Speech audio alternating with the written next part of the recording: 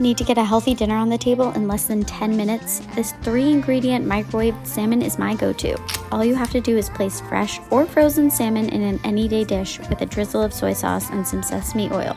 Cover with the vented lid and cook for 3 to 5 minutes or until the fish is fully cooked through to your liking. The microwave steams it until it's nice and flaky. That's it, it's just a cooking technique. While the salmon rests, I cooked some broccoli and sugar snap peas with grated ginger to get my veggies in. And there you have it.